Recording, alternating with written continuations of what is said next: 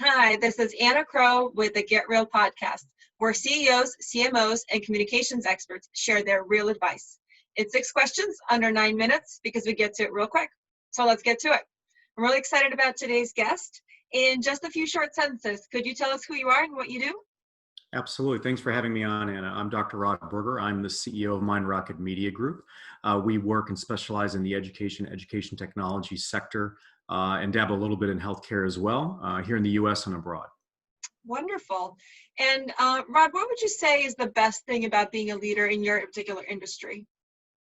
I think it's the relationships, education technology for one. I think the general public are really unaware of sort of the mechanics behind what happens when a kid is at school or at university, the global classroom, and being able to integrate the media like we do. So like you, I am typically on the other side of the lens, asking the questions and interviewing, ministers of education and CEOs and practitioners and students, nonprofits, for profits, and that, for me personally is incredibly valuable, and I cherish that because you're having these unbelievable conversations with people that are making a massive difference.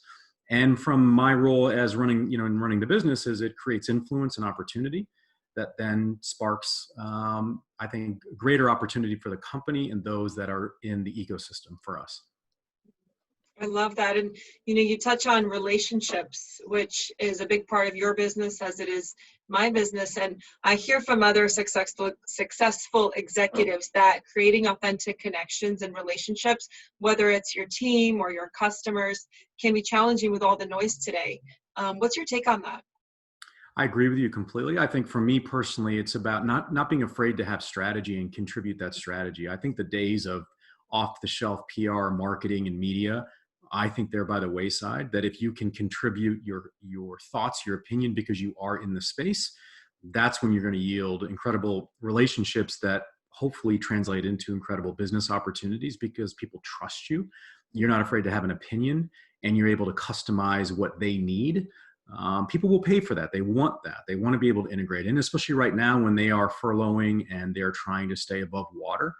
Their messaging is incredibly important. And if they're really going to look at their messaging, they need also a trusted voice to help support them behind the scenes, because it's not just a plug and play. There are a lot of different ways to hopefully leverage the current environment, to do so respectfully, and to support what their core business is. So that's the goal from a clientele service perspective. Yeah, that's a great way to put it, off the shelf. I think that's probably the antonym for authenticity because it's not very custom, right? Yeah. It's a one size fits all model of sorts. Absolutely. Yeah. We want to avoid that. I think one of the changes, I'm not sure how you've seen this, but when it comes to the popular press and what we would call earned media, that environment, that landscape has continued to change because the reporters that we used to go out to are being furloughed every other week. And that sort of waters down what we used to think of as syndication and the benefits of syndicated press. We're looking at branded editorial. A lot of brands, a lot of companies want to be able to control their message, and they don't want to have to wait on an industry, i.e. the media, that is dealing with its own challenges right now. And so why not capture the message, target that message to the people that need to hear it? So that's been a pivot for sure. And it's definitely not off the shelf. Yeah, no, I love that. That's great advice. And what other advice would you give leaders today? Something else that you think might be important for them to hear? I think honesty with employees, Mm-hmm. transparency. I think that people that are in the position like you and I, that we hold, that we have to balance. We have to balance being sort of on. I think we all know what that means, being on, being able to be on with our employees, being on with our clients, our families, our friends, when yet our employees or those that we partner with know that the stressors are, they're of a magnitude we've never experienced collectively as a species. And so I think showing and illustrating that transparency is very helpful in keeping people abreast of changes and pivots that may or may not need to be made. And I think it goes both ways. Hopefully that modeling then comes back so that employees, partners feel safe enough, trusted enough to be able to communicate, knowing that it doesn't mean that their brands are going to be suffering or that they're not going to be around for the long haul. Sort of a safe landing spot for the message that we're all human and we're all going through incredible challenges and I mean, the attrition with clients, I mean, you just sort of, the list is very long and deep for people. And I think acknowledging that, because it's pretty tough, especially when you're client facing, when you're balancing kids in the back room and spouses and whatever is going on with their employment, to then be on or run your business, be supportive of clients and not admit that that can be challenging.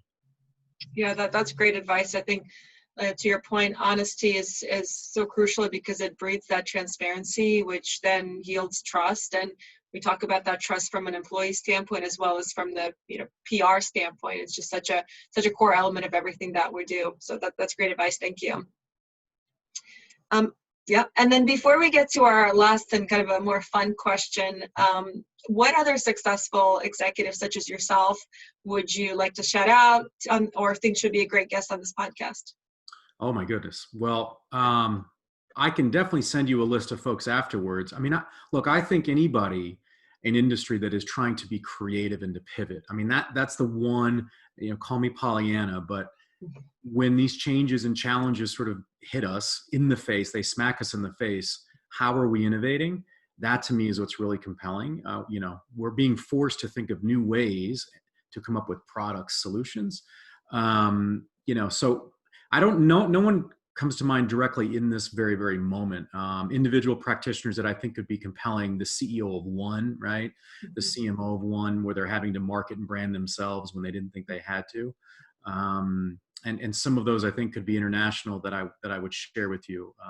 Richard Gerver is one based out of London, and watching him pivot and what he does and the way he works with brands all over the world. So he would be one at the top of the list that I could connect you with. Great. I'd love that. Thank you so much. And finally, let's get to our last question. Tell us about your first job. You want my first job, Anna? That's what you want, right? Like that, yes. Should I have not asked that? No, it's fair. The very, very first job I was a babysitter. But I take pride. I was very official about it. I went to the local hospital. I took babysitting classes. I was the only boy in that class. And to great sort of enjoyment from friends and neighbors, why are you doing that? But I had my own little cottage industry there. I was, babysitting 3 to 4 days a week as a 12-year-old until I could work in the state of Michigan at 14. And so I did. I've been working since I was 12. I'm 43. I feel like I'm due retirement any day now. And, but it was a great lesson. Look, it took responsibility, made me think beyond sort of my scope and what I was doing. I did it on a consistent basis. And then I worked and I bagged groceries, and I worked at a nursery digging trees out for people, dishwasher. I've worked in restaurants for 7 years. If there's a job, if the follow-on question is, what do I think is a pivotal job? I think it's working in a restaurant. And sadly, we're losing that experience for young people. I am currently volunteering with a high school in Central California, teaching them about media for an internship, a virtual internship. And that came up in the virtual class last week. That I think that experience, to be able to go from table to table, know that there's a different personality, there's a different tone, a different spirit of what they want in that moment, in that experience. If you're really smart as a young person, it can really train you to work with clients to understand that you've got to be able to put on a good face when you're not really prepared to do so. But it all started babysitting, and I did quite well. I paid for my own way as a 12-year-old. Oh, wow. That is very cool. And I'd have to say you're probably my first guest that had that as a first job that they shared. So I appreciate that. And you're right about food service. It's the customer experience, just the grit and the of the job is so critical for your development and kind of giving you that different vantage point, especially as you grow in your profession. Absolutely. Very cool. Very cool. How can people get a hold of you? They can get a hold of me. They can go on LinkedIn and just look for me, Dr. Rod Berger, Berger. Find me on Twitter at Dr. Rod Berger. I podcast and interview. I write with Forbes. You can look me up on Forbes, and shoot me an email if they want at rberger@mindrocketglobal.com. But hit me up socially. LinkedIn I'm sure like you, Anna, that LinkedIn is always up for me. I think it's an incredibly powerful way of networking and communicating value and sharing professional resources. So that's probably my number one way to get connected. Absolutely. Well, Rod, thank you so much for being on today. Really appreciate it. Thank you, Anna. Awesome. This is Anna Crowe. For more insights, visit us at crowepr.com. Thanks so much and have a wonderful day.